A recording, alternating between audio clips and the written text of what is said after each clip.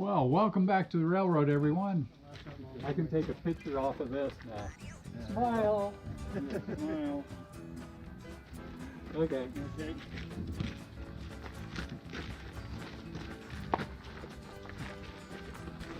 You gonna watch them run train for a bit? Yeah, sure. Okay. Yeah. I don't have to be home until 2 o'clock.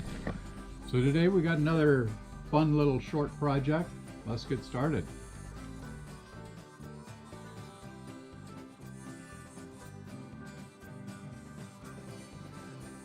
So our project today is going to be keeping my mason bees happy.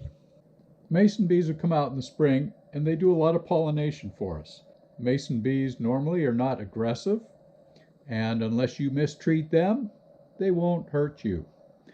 So what I have is a mason bee nest. This is basically just a box that I can put my mason bee nests into, and they just set in like such. I stack in 3 of them. I'm going to be making more. And then to fill in the space, I actually will put a board along the side to help keep the gap full. And I have a few extra tubes here that they're not complete yet. I'll be putting papers inside of them. And then I have a mesh screen to go over it that the bees can get through, but the birds cannot. Then, at the end of each year, once the bees are done and they've set up their nests, they'll have a nice smooth coating on the inside of these. Then I remove the backs of these, pull out all the sleeves, and I store them here. These are the tubes with the nice smooth setting in here, and there'll be 4 to 5 bees in each of these tubes. And the ones that I rolled are as such.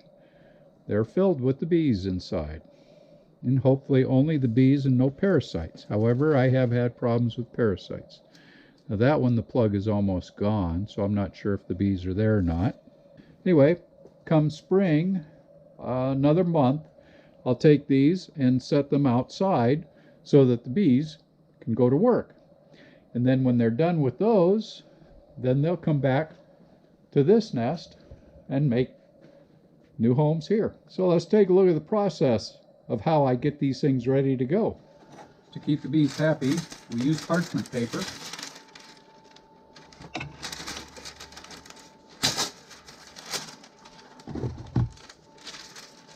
And cut each section into 4 pieces.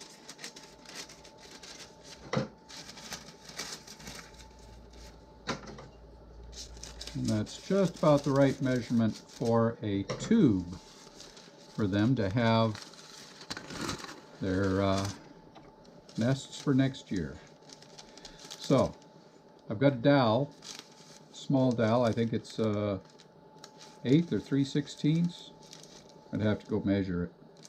Anyway, I roll this very tightly, as tight as I can, around the dowel, keeping it nice and snug. And so it ends up with a nice little bit of the dowel sticking out. I hold it tight as I can. Then in my block, I just insert that, run it down, keeping it tight until it's almost out, and then the dowel comes out very nicely. Now, when you have this much on the inside edge, this is your outside edge, and I usually pull them back a little closer than this, but today I didn't. You cut off and fold over these at about 1/2 inch.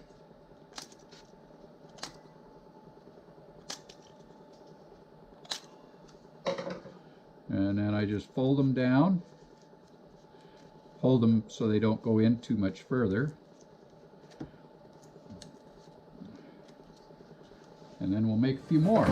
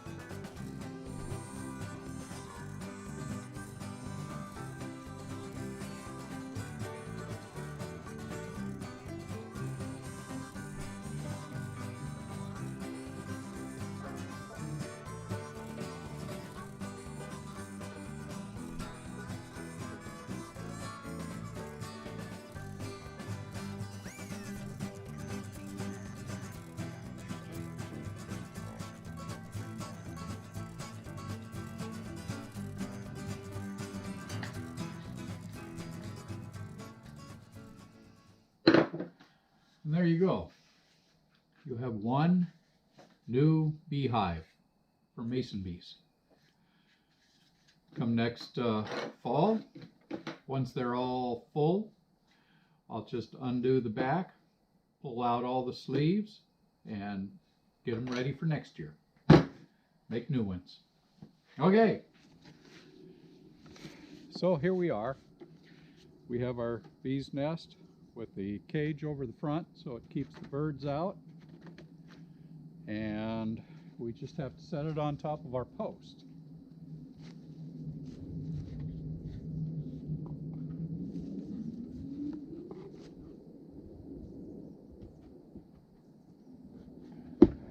We are set now for spring, waiting for the flowers to leaf out so that the bees can pollinate. Let's go run some trains.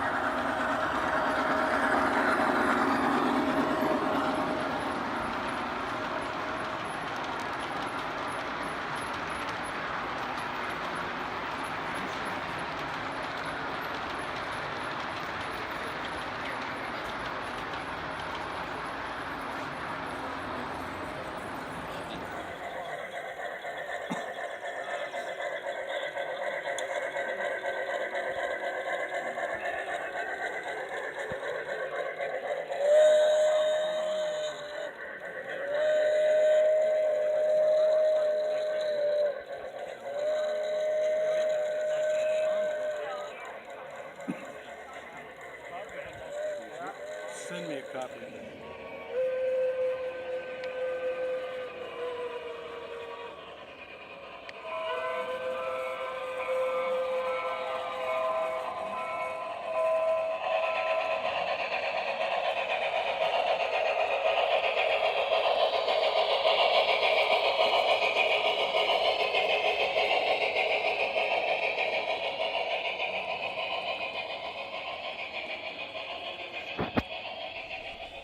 If you like the video, give us a thumbs up, subscribe if you haven't already.